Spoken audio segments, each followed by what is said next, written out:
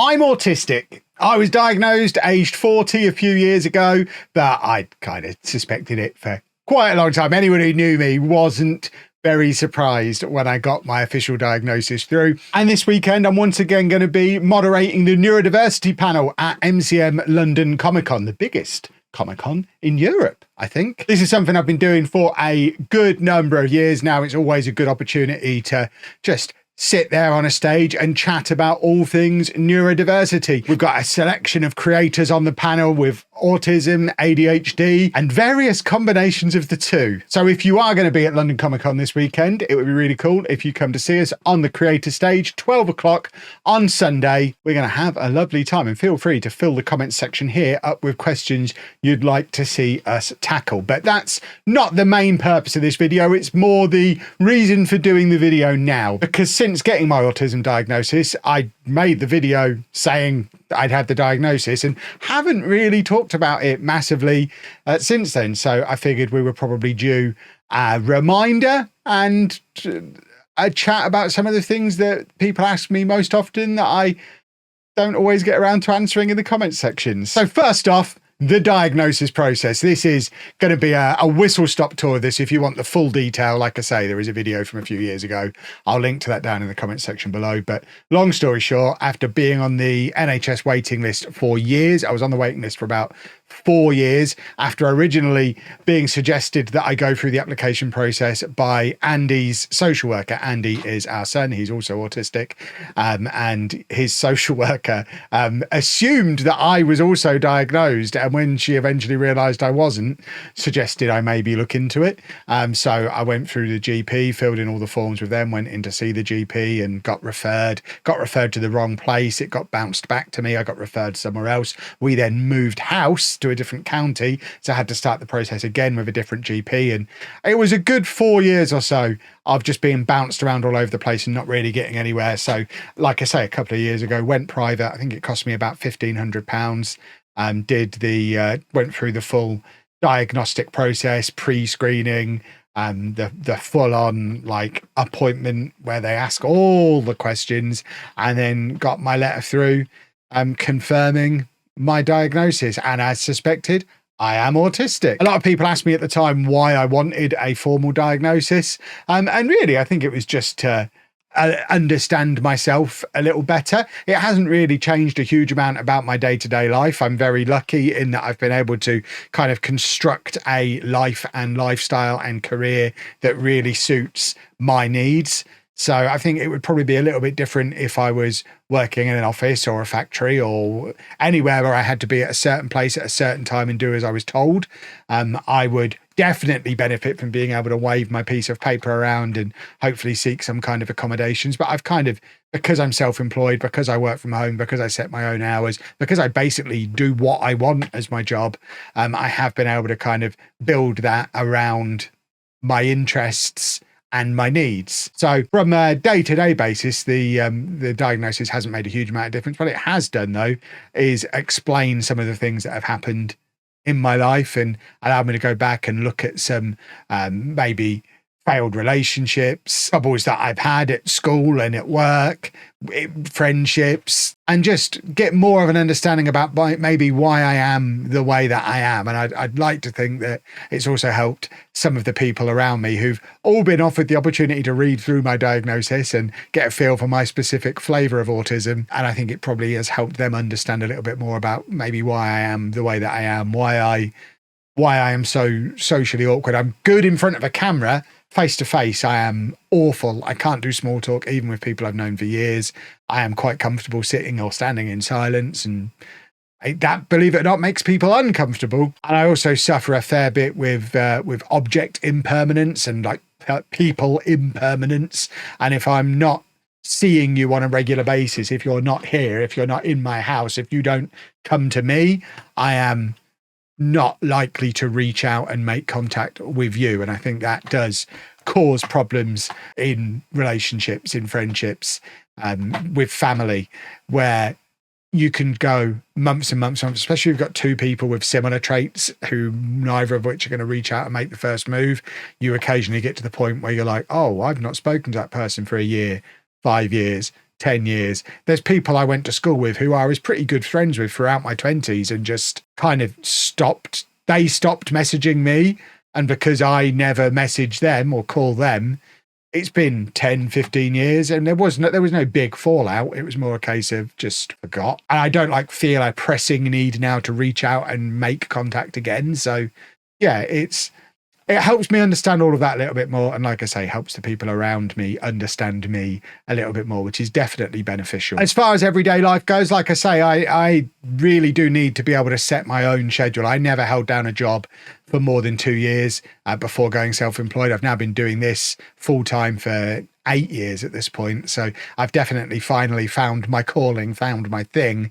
And I think it is a huge part of that is that I am my own boss and I don't have to follow instructions. I really struggle with being told what to do. I really struggle with someone else setting my agenda, someone else setting my timetable. Being a teacher was a nightmare for that kind of thing because I hated the idea of having to be in certain places at certain times and do things a certain way and jump through certain hoops. And it just doesn't suit my personality, my brain at all. But I am able to work out of my house. I've got my little office here. I've got my Lego room next door. I've got my Lego city off in a storage unit. I can work on whichever one of them I feel like working at any particular time. I don't have to do things in a set order or on set days. If I'm feeling really into Football Manager, I can spend 3 days doing nothing but play Football Manager, get 2 weeks of videos banked, and then spend the next week playing with Lego or going out and doing something for this channel, take the camera out and about and do what I feel like. And I can pivot and move around and follow my interests and go full deep dive on interests as well. So when I get into something, I get really into it. Lego is something that has come into my life again after a long period of not really being involved in it. But over the last 18 months, 2 years, Lego has become a really big part of my life again. And it would have done regardless.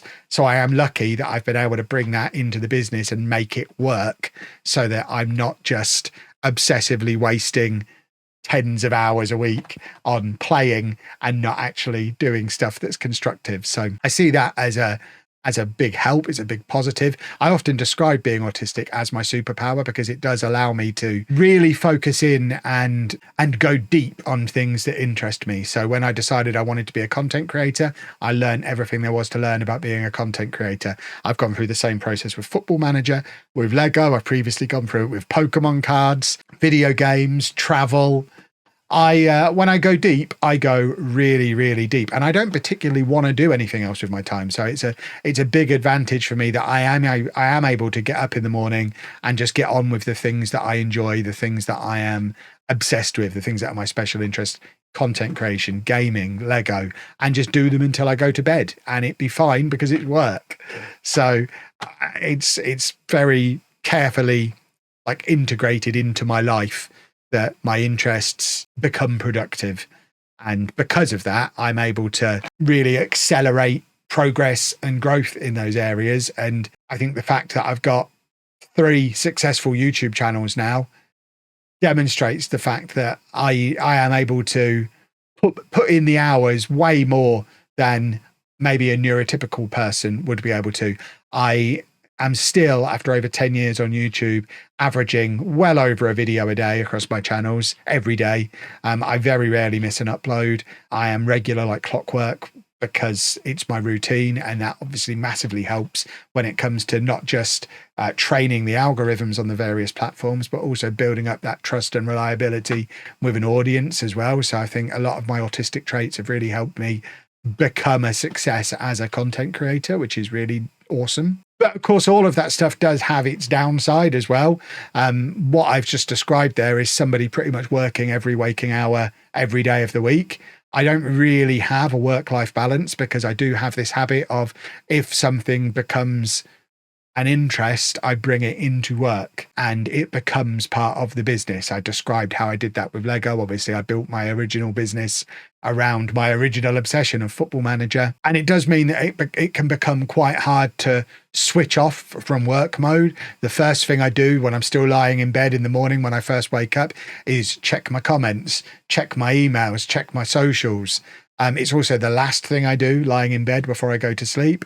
And pretty much throughout the day, I'm checking the comments, I'm checking the socials, I'm coming up with video ideas, I'm planning future content, or I might be working on something that's going to go towards a video, whether it's a Lego build or a game of some kind, or I'll be filming, or I'll be editing, or I'll be schedule planning, or maybe planning a trip that is going to be for content.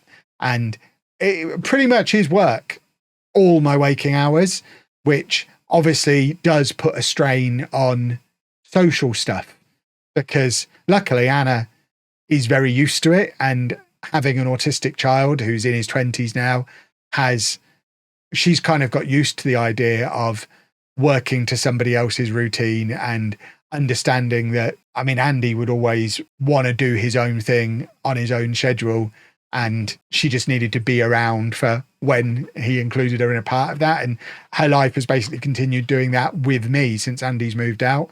I will sit up here or next door or over at the Lego City, knowing that Anna is around, and I'll kind of check in on her and include her in the bits that I want to include her in.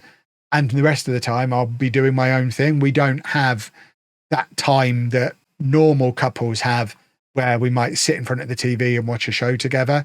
And there are a lot of TV shows that Anna likes, and she has to consume them in 30-minute chunks while we're eating our dinner, because then she knows I'm going to be sat with her at the table. So things like Fallout, The Last of Us, we're watching You at the moment. We are very much watching that in 20 and 30-minute chunks, sat there eating our dinner. And I imagine it has its frustrations. Like I said, I find it really difficult to make and maintain friendships. I don't really have any friends, I guess. There's not really anybody who, if I was having a hard time with something, I would ring up and talk to about that. There are people I get on with. There are people who I can have a laugh and a joke with, but I don't really have that support network around me. If something goes wrong, it's Anna, and that's basically it, which is fine because it's worked so far. But if she got kidnapped, I'm not sure who I would talk to about dealing with that, because I'd need to get the kidnappers on the phone and say, look, I do need to talk to her about what to do now she's been kidnapped. And it does mean as well that anytime I get interested in anything, anytime there's a new hobby that comes along, there is always the danger that I'm going to go absolutely up to my eyeballs in it, become obsessed with it, spend loads of money on it, make it part of work. And certainly from Anna's perspective, if it's something we jump into together, it can sometimes kill the fun for her a little bit. She used to enjoy going to conventions when it was something we did once or twice a year. Now I go to a couple of Lego conventions a month. She doesn't want to go to them anymore because I've killed it by being too into it. Pokemon cards was the same thing. We enjoyed playing Pokemon TCG together when I was first getting into it. I got too into it, got really good at it, like learned all of the ins and outs of it while she continued like a normal person. And it got to the point where I would just win easily every time, and I killed it. And now Anna doesn't want to do it anymore. And there's so many examples of that over the years where I just go too obsessive, too deep, too quick, and just kill it for everyone around me. And then, of course, you've got one of the most common things that people say to me whenever I do anything. Like, it's one of the reasons I don't talk about it a huge amount on social media, because the first response I always get is, you don't look autistic, you don't seem autistic. My son, daughter, niece, nephew, aunt, uncle is autistic, and they're not like you. They don't do this, they do this. And just that constant battle of explaining to people and then just giving up explaining and just not bothering. But trying to explain to people that there is no way to look autistic. Autistic people don't look a certain way. They don't act a certain way. It is a spectrum. It has a whole wide range of different needs and difficulties. And it's not even a spectrum in so much as there's easy autism and hard autism. It's not a linear line. It's more like a mesh, like a grid. And there'll be so many different difficulties and needs at different points on different parts of the spectrum. Like, for example, I don't like loud noises when I'm out and about. If you see me in an airport or a train station or or maybe walking around a busy convention, if I'm not filming, I'll have noise cancelling headphones on to block it out, because it's something that I do struggle with the noise. I can't pick out, like the train announcement stuff. I can't pick out any words in that. It's just more noise on top of the noise that's already there. So my auditory processing, I have challenges with that. And it also means that if I am in a loud public place, this makes the small talk even harder. If I'm somewhere that is loud and in public and somebody tries to have a conversation with me, I often can't make out what they're saying. I can hear them, but I can't process what they're saying. And that, on top of me not knowing to say thing in the first place, does make those kind of interactions really challenging and makes people think I'm just rude. You're not autistic. You're just rude. And I get stuff like that. And yeah, there is no look to autism. There is no, well, all autistic people do this. And trying to just constantly have that battle with people is a pain in the backside. And as part of that, people don't always see like the hidden struggle that I might have with day-to-day life. The bit that, the duck swimming calmly on top of the lake, but their legs frantically going like crazy under the water. I'm very good at masking. I am a performer. My job is performance. It is entertainment. That's why I'm better on a camera than I am in person, because I can play the character. People who know me well will often say that Lelujo, my gaming profile, my online username, is completely different to Kev. And that's because I know all the rules for Lelujo. I created him. He's my character. I play him. I know how he'll react in certain situations. Kev, I don't know so well.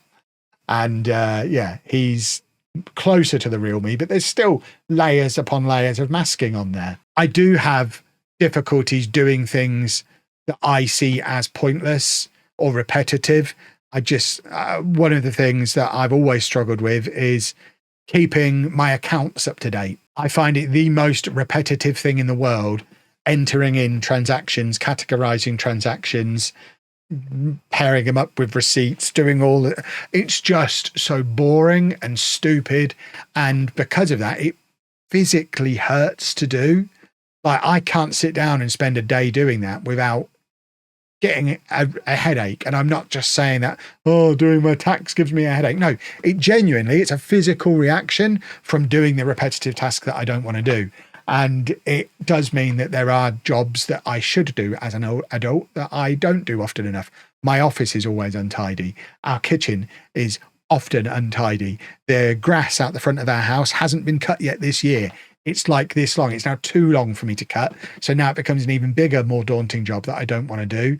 And I don't know how to do it now because my lawnmower won't go through it. So I'm probably at the point where I'm going to have to get somebody in to do that, because I don't have the tools to be able to do it or the ability to be able to do it. And if I were to try and do it, it's now such a daunting task that, again, I'm just going to lose it. I won't be able to do it. Cleaning the car, same thing. Anything like normal adult stuff, I do struggle with. I didn't start brushing my teeth twice a day until I was in my mid-30s. And Anna realised I wasn't brushing my teeth at night and made it part of my nighttime routine. And there's certainly stuff like that I do need. I do need someone to look after me. I do need someone to keep an eye on me. I need to be reminded to drink throughout the day, because I'll forget. I need to be reminded to have meals at sensible times, because if I'm busy, if I'm hyper focused on something, I won't eat, I won't drink, I won't go to the toilet. So I often have to build a lot of very specific routines about how I do stuff. Like, my get ready with me in the morning is exactly the same routine every single day, because if I vary from the routine, I may as well just abandon the whole thing. If I were to have my breakfast before cleaning my teeth, I'm not having a shower that day. It's all gone. It's all gone wrong.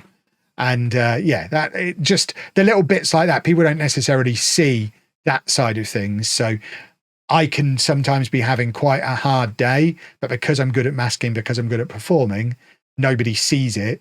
And because of that, you might then get the comment that pushes you over the edge, because you were pretty close to the edge anyway. And then I just end up in bed on my Steam Deck, shutting off from the world, or having an early night and just, yeah, sometimes my brain just gets pushed a little bit too far and fails me. But this video is already much longer than I planned on it being. It was supposed to just be a quick recap, and I feel like I've waffled on for quite a long time. If you find this kind of thing interesting, feel free to add some questions to the comments section. We can always do a follow-up video, or maybe look at some of the stuff a bit more specifically in more detail. And a really important thing to remember is all of this that I've just talked through is my experience of being an autistic adult man. This isn't a guide to what autism is like for everybody. Everybody will experience it differently, will live it differently. And that is, if you take away only one thing from this video, take that away. That is crucial. If you have an autistic person in your life, maybe ask them, rather than assuming that their experience is the same as my experience. But that'll do for now, I think. I'm getting back round to what I was saying at the start. If you are going to be at MCM London Comic Con this weekend, would love it if you came along to the panel on Sunday morning and cheered us on, maybe asked a few questions. And if you're not going to be there in person, please leave your questions in the comments here. I am moderating the panel, which means I have to ask the questions. So the more good questions I've got, the better the panel will end up being. And that's at 12 o'clock on Sunday on the creator stage at London Comic Con at the XL in London. I think that's all the detail you need. For now, if you've enjoyed this video, please leave a nice big thumbs up on there for me. Subscribe to the channel for new videos every Tuesday and Friday. I think I can say that now. It's become a routine. And thank you very much for watching.